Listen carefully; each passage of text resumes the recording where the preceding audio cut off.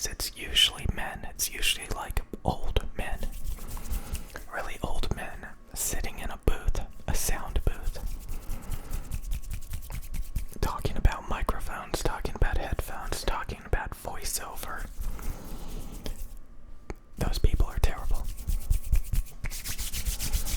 You know, you see on YouTube, like, if you want to find, like, a good microphone for ASMR or some good headphones or some good IEMs, you come across all of these audio gear reviewers on YouTube, and it's not just audio gear. You know, if you want to buy a mouse, if you want to buy a keyboard, if you want to buy a computer, anything, any consumer product, you're gonna come across these assholes that review everything and don't really teach you anything.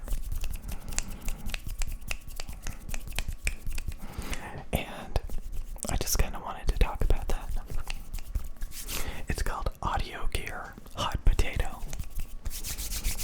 You got these people that buy 1,000 headphones, 1,000 microphones, 1,000 cameras, 1,000 lenses.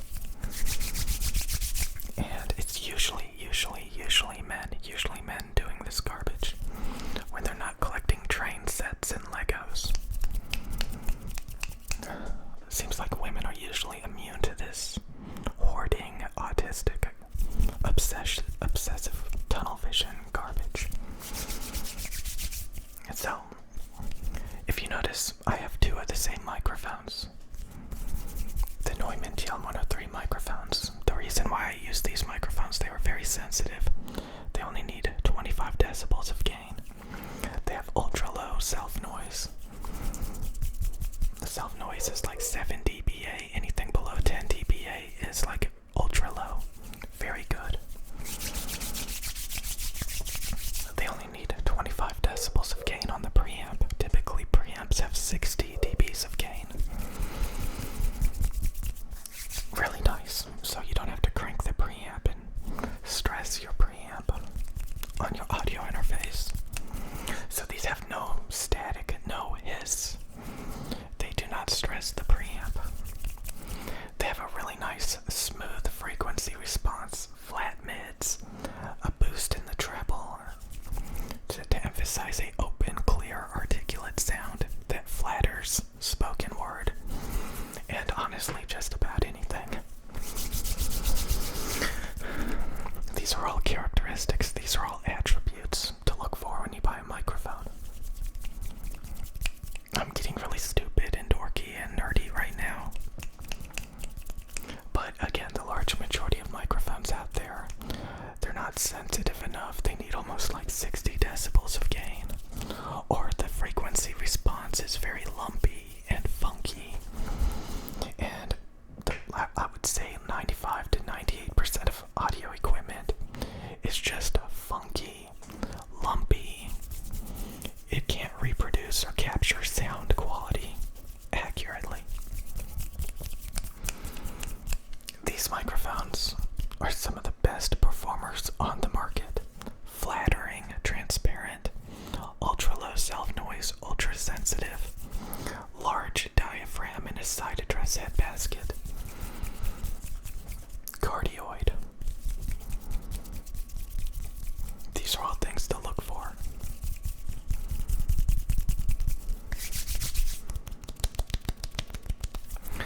Okay, so you buy these microphones, you're done. That's it. But there's a lot of people out there, you'll see them with like 100 different microphones. I just can't stand it. I can't stand it.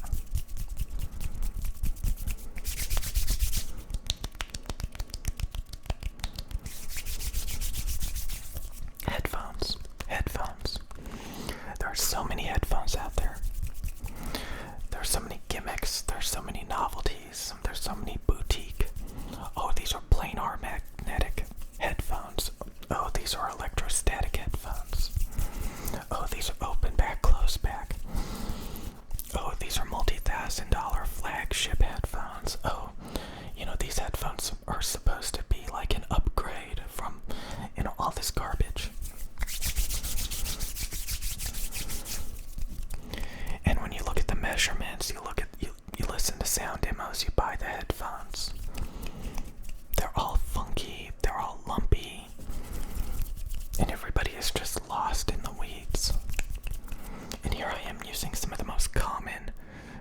legit headphones on the market, and honestly, they measure better than any headphone on the market.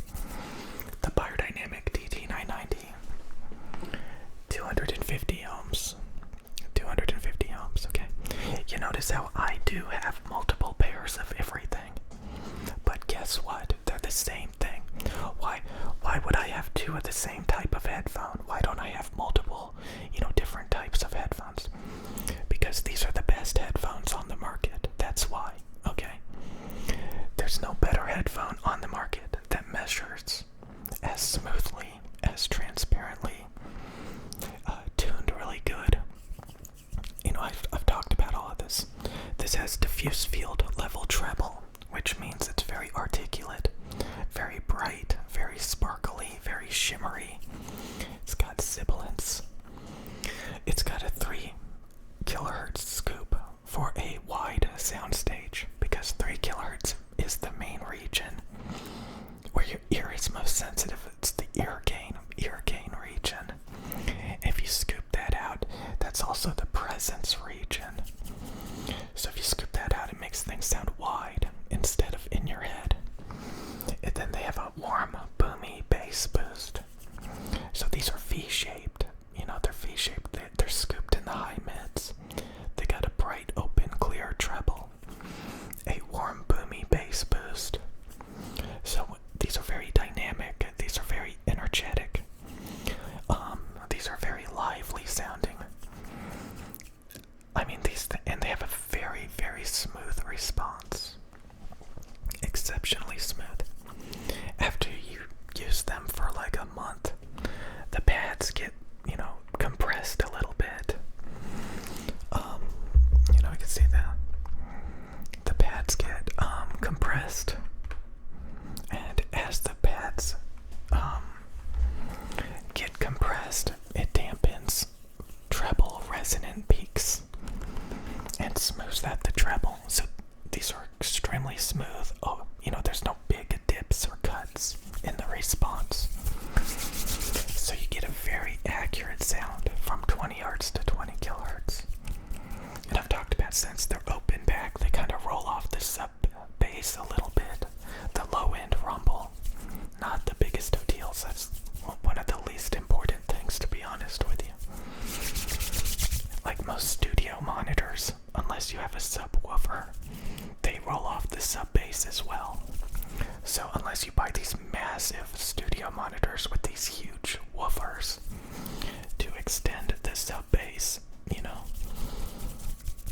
these literally sound like studio monitors without a subwoofer. Maybe actually a little bit better than studio monitors without a subwoofer, because it does extend into the sub bass. It doesn't completely fall off.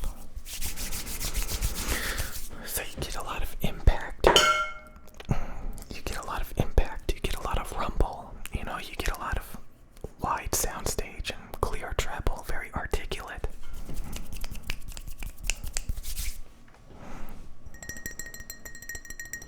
Sorry, I'm just the reason why I'm making this video is because you got so many of these people sitting in sound booths. They go out and they buy a Sennheiser MKH4 and 6. They go out and buy a Shure SM7B. They go out and buy a Rode NT1. They go out and buy an Electro Voice RE20. They go out and buy a Neumann U87AI. They go out and buy all these novelty, gimmicky, hyped up microphones. They buy a ton of headphones. Companies go out of their way to send them free products that they use and wear. So you got these people sitting in sound booths, acting like they know everything, that they're professionals, and they don't know a damn thing. And they just waste people's time, and they have garbage opinions on audio.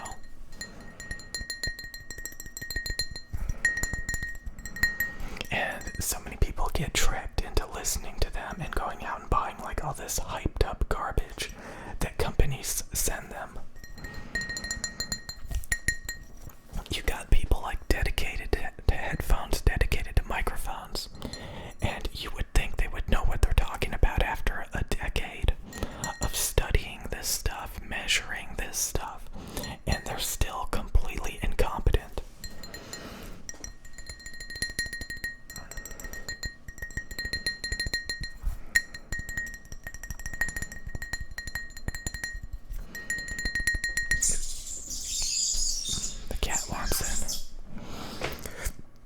So again, for IEMs, I recommend the Samsung Galaxy Buds Pros. You need to go out and buy them because they're discontinued.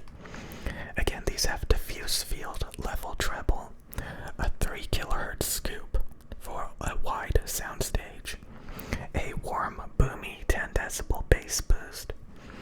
Okay, these have the same tuning as my headphones, okay? Except these are IEMs, these are earbuds.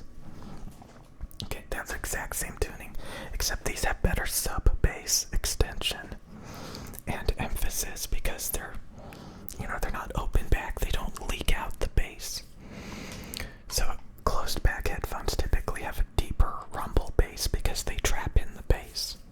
But since these have grills, they leak out the bass. But it also, open back headphones tend to have a much more transparent overall sound throughout the response because it's like not reflecting throughout the ear cups. So again, there's these overpriced boutique headphones. There's tons of microphones. There's tons of shills. There's tons of garbage out there. And I just wanted to make this video because I come across so many of these people playing hot potato, hyping up garbage, when in reality, all of the best industry standard stuff is sitting right there in front of you. And we have all these companies trying to compete, trying to shove their way in, trying to hype up people to sell product that's not as good. So there's a reason why I'm using headphones that came out decades ago. There's a reason why I'm using microphones that came out decades ago. Okay. There's a reason why I have multiple pairs of the same thing. Okay. You don't see me wearing the latest headphone. Again, it's kind of weird because when you look at like computers or phones, they typically get better and better over time. Better displays, much more powerful computing power over time. It just gets better and better. Audio equipment, not so much. It's very, very rare that a good microphone will come out that doesn't sound, or a good headphone that doesn't sound completely funky. So for headphones, they've been recycling the same drivers. Some of you guys don't know that, but they just keep coming out with different modified models. It's the same thing, but they tweak it a tiny bit, which typically actually, it may improve it in some way, but it also ruins it in another way. It's just companies stopped trying, they stopped inventing, and now they just keep modifying the same stuff. You'd be surprised how many microphones, how many headphones use the same capsule, the same drivers, and they just put in a little bit of dampening foam, or they, add a couple of features to it. And people think it's something totally new, something totally different, when it's the same damn thing.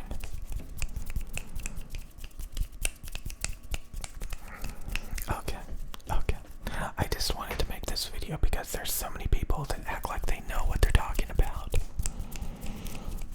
when they don't.